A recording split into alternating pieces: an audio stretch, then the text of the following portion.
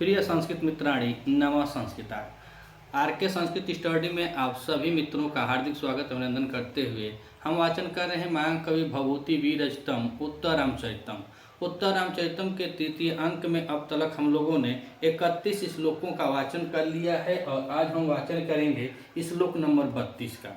पिछले श्लोक में हम लोगों ने देखा कि भगवान कैसे माता सीता के वियोग में व्याकुल हैं, रो रहे हैं और बता रहे हैं अपने हृदय के शोक, अपने हृदय के दुख को कि मेरा हृदय शोक के कारण फटा जा रहा है, लेकिन दो भागों में विभक्त नहीं हो रहा है। व्याकुल के कारण मुझे मूर्छा बार बार आ रही है, परंतु मेरी चेतना मुझको नहीं छोड़ रही है। और उसके बाद बताया कि आंतरिक जो सीता रूपी जो दुख का ज्वर है, जो संताप है, वह संताप से मेरा शरीर जला जा रहा है, परंतु वह संताप मुझको भस्म नहीं कर रहा है।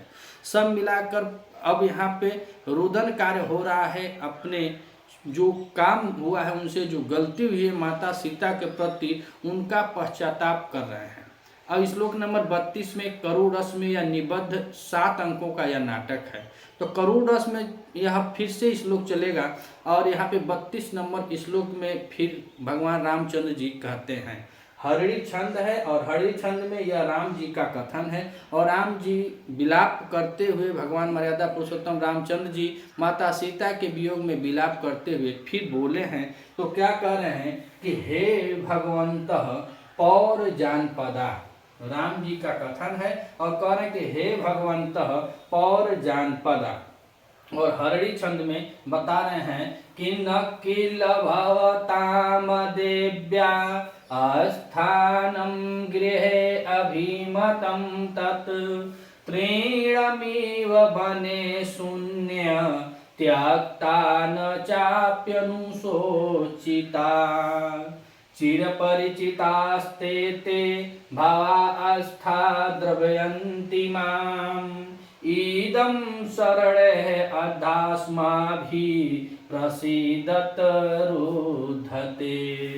तो भगवान जी कह रहे हैं, पहले बताया कि कष्ट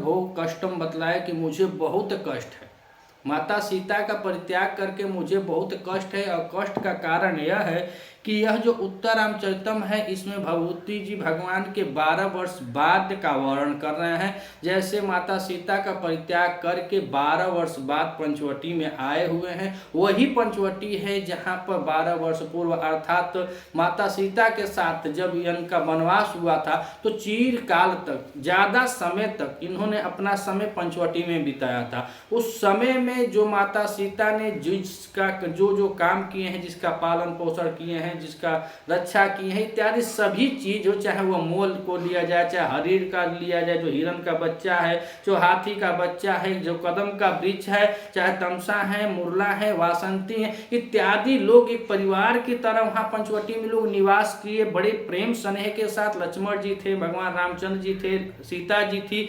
और तो उस समय कुछ और था, इतना स्नेह प्रेम था। लेकिन आज सबका परित्याग करके जब भगवान रामचंद्र जी पंचवटी में 12 वर्ष बाद अकेले आए हुए हैं, वह भी माता सीता का परित्याग करके, तो आज उनके अंदर का जो दुख है उसको भभूति जी ने बड़े ही सुंदर शब्दों में यहाँ पे पिरोया है, करुण रस में निबद्ध है। और आप देखेंगे श्लोक शुरू जब होता है तृतीय अंक, उसमें ही वो बताते हैं कि हे राम, अब तुम्हारे अंदर मैं करुणा को भर दूंगा। करुण रस में यहाँ पर फिर से कवि जी लिख रहे हैं, तो बता रहे कि हे भगवंत पौर जानपदा।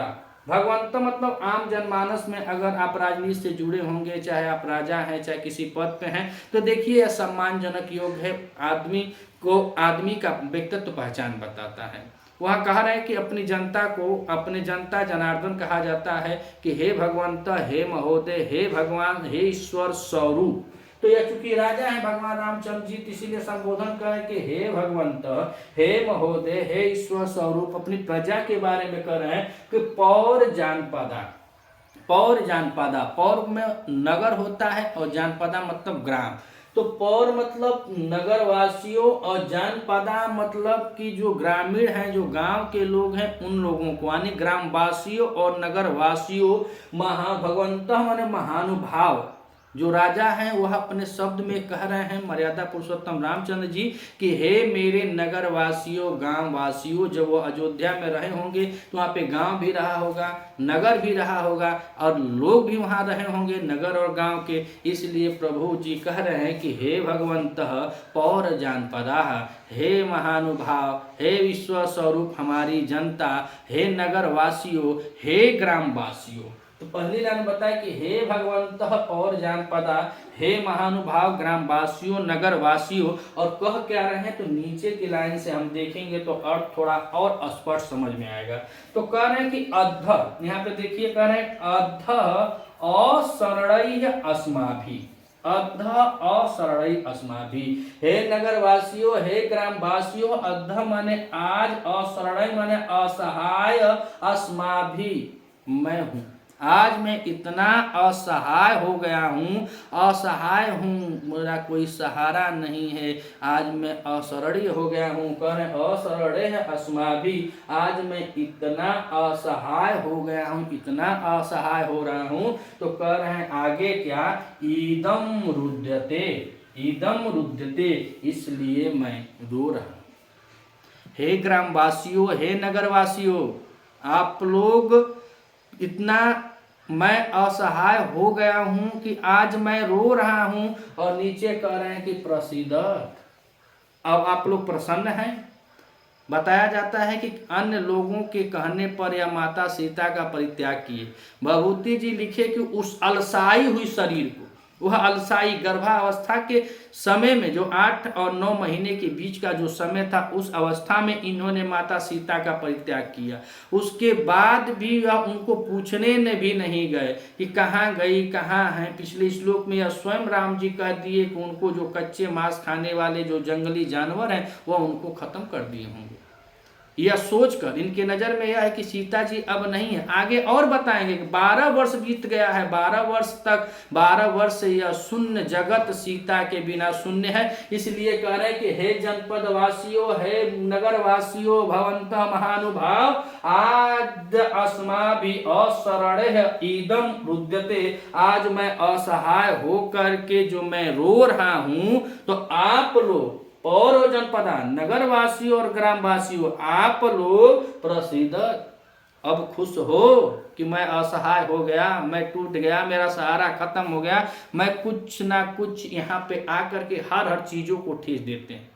जब ये पति पत्नी के बीच का जब स्नेह होता है, अब जो पति पत्नी जब किसी बगिया को सींचते हैं, किसी घर को सींचते हैं, किसी परिवार को सींचते हैं, और जब उसमें अलगाव होता है तो एक एक वस्तु में लोग बड़े स्नेह से, आप तो थोड़ा देखेंगे जिसे प्रेम स्नेह रहेगा तो वो डीपीआर जो पिक्चर होती है साथ वाली, उसको इतना स्नेह से छिपा कर रखती हैं कि यह हमारे मिलन का, व्यथा का, हर चीज़ को यह वहाँ पे साबित करेगा। मुझको न कुछ रहेगा तो याद करके जिएंगे। लेकिन 12 वर्ष उस पंचवटी में आज उस हरिण को पाली थी, करभक माने हाथी को पाली थी, मोर को पाली थी, कदम का वृक्ष को पाली थी, बासंती है, तमसा है, मुरला है, पंचवटी की वह घाटियां हैं।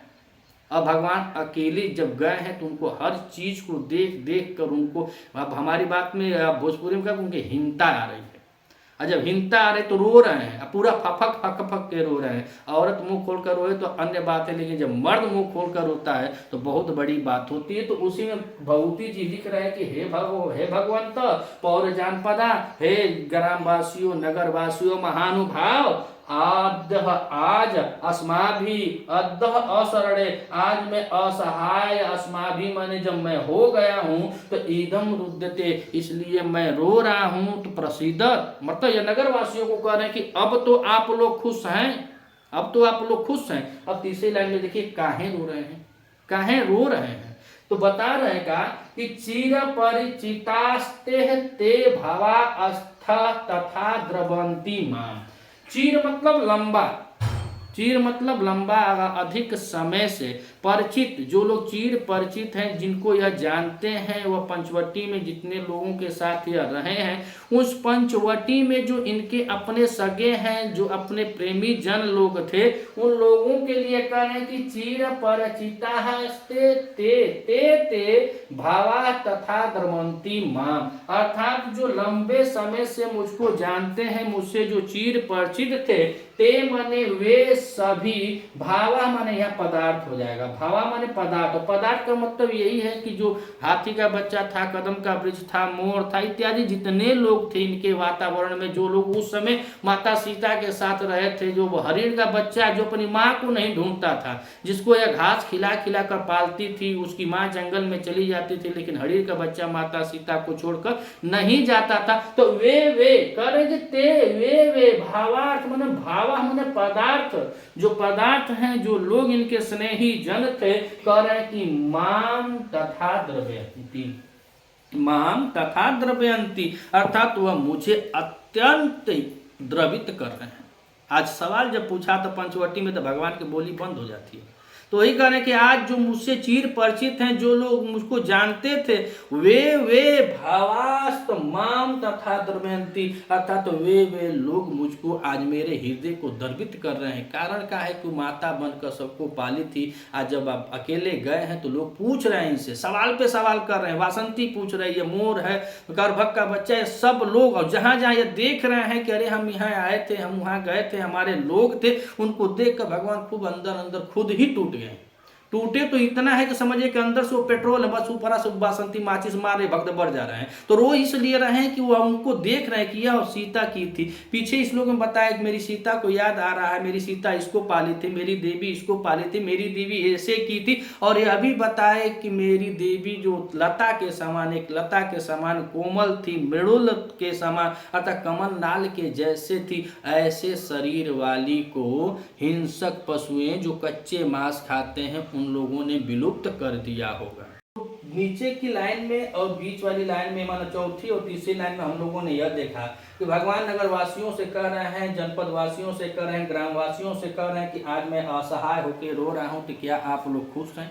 तीसरी लाइन में भगवती जी लिखे काहे रो रहे हैं, तो कह रहे हैं जो चिर परिचित हैं वे सभी पदार्थ मुझको द्रवित कर रहे हैं। द्रवित काहे कर रहे हैं, सब लोग सवाल कर रहे हैं कि क्या हुआ, काहे छोड़ दिए, क्या कमी थी, क्या बेसी थी, अन्यथा और अन्य चीजों को अभी छोड़े काहे। अब ऊपर की दो लाइनों में हम लोग देखते हैं, तो कह रहे हैं कि न किल भवताम देव्या स्थानम गृहे अभिमतम तक। तो देव्या मतलब माता सीता के लिए कह रहे हैं, सीता जी के लिए कह रहे हैं कि सीता का गृह स्थानम भवताम, सीता का अपने घर में, गृह माने घर में, स्थानम माने रहना, भवताम माने आप लोगों को संबोधित कर रहे हैं, नगरवासियों को, जनपद वासियों को, ग्राम वासियों को कह रहे हैं कि सीता का घर में रहना आप लोगों को अभिमतम न, अर्थात आप लोगों को अभीष्ट नहीं था, अच्छा नहीं लग रहा था। मेरी सीता जब मेरे घर में, घर का मतलब कि अयोध्या के नरेश हैं, तो वो अयोध्या की रानी हुई, और जब अयोध्या की रानी हुई तो वो अपने अयोध्या में ही रही होंगी।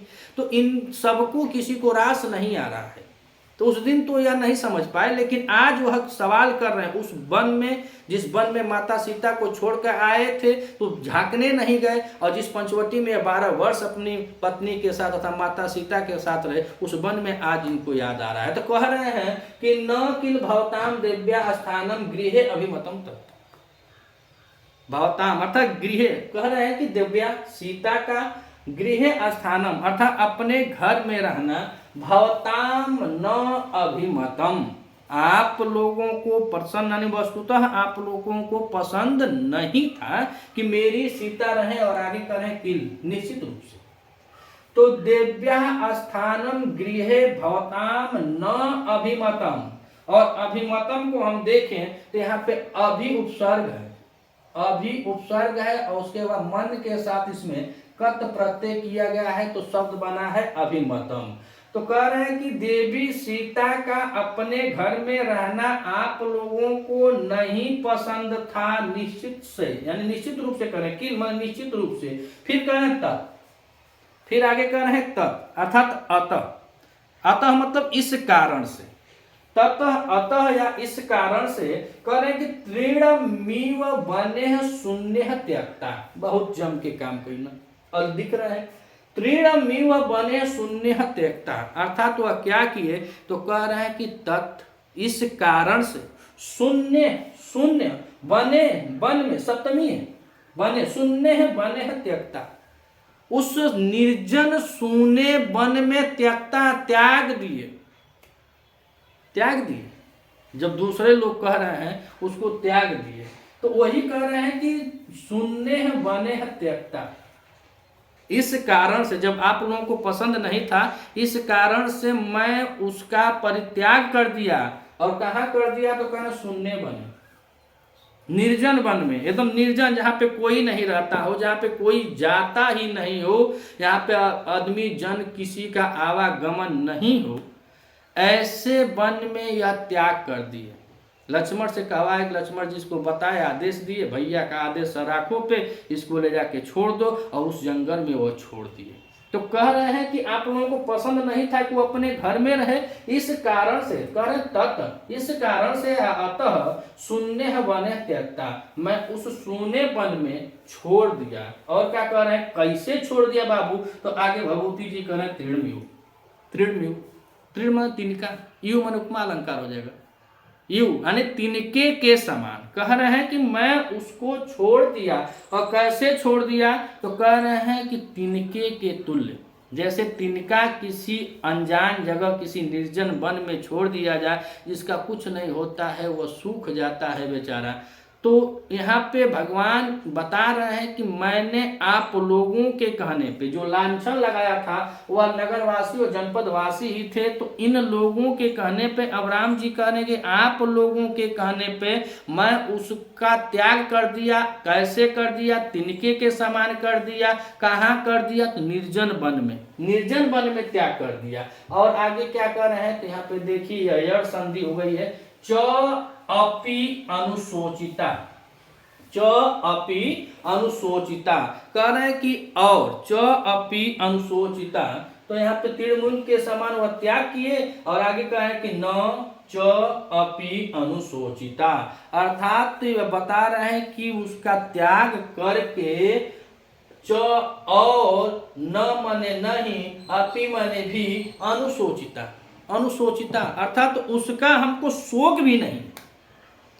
अनुशोचिता मतलब उनका शोक और उसको शोक भी नहीं कि कहाँ गई, कैसे है, कहाँ है, किस हाल में है, उसका शोक भी नहीं है। इस कारण से आज पंचवटी में जब लोग पूछ रहे हैं तो कह रहे चीर परिचिता ते भवास्था द्रवंती मां, इसलिए जो मेरे प्रिय हैं जो मुझसे चीर परिचित हैं आज वह सब मेरे हृदय को द्रवित कर रहे हैं। कह रहे द्रवयंती, वह लोग मेरे हृदय को द्रवित कर रहे हैं, अर्थात शोक के कारण मेरा हृदय जो है वह अत्यंत द्रवित हो रहा है। और नीचे कह दिए कि अध असरणे, आज जब मैं असहाय हो करके अस्मा भी माने मैं ईदम माने इस प्रकार से रुदते माने जब रो रहा हूं तब बता रहे हैं कि पौर जनपदावासी प्रसिद्ध, अब प्रसन्न हो, अब खुश हो।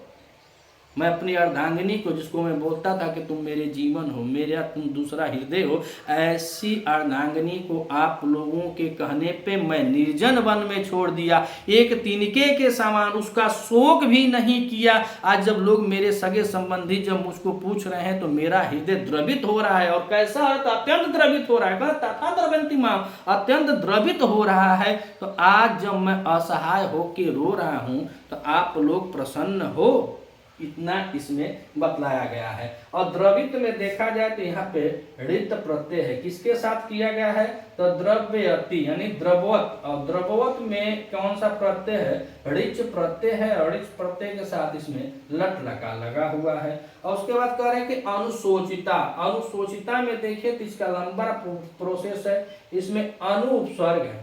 अनुशोचिता में अनु उपसर्ग है, अनु उपसर्ग के साथ इसमें सुच धातु है, सुच धातु के साथ इसमें देखें तो इसमें 3 प्रत्यय लगे हुए, ऋच प्रत्यय है, फिर कत प्रत्यय है, फिर टा प्रत्यय किया गया है। तो शब्द बना है अनुशोचिता। अनुशोचिता मतलब होता है कि शोक करना, यानी कि जो शोक है उसको करें कि शोक करना। अब भगवंतम में देखें तो इसमें भगत और भगत के साथ इसमें मतुब प्रत्यय किया गया है, तो शब्द बना है का भगवंत।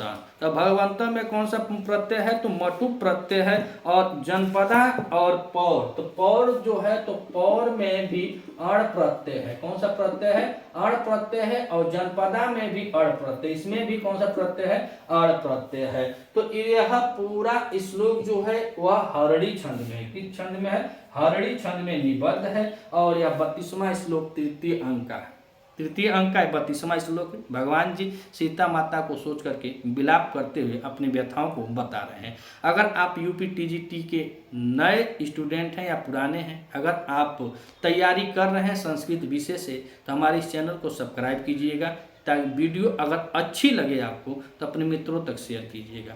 मिलते हैं अगले वीडियो में, तब तक के लिए नमः संस्कृता।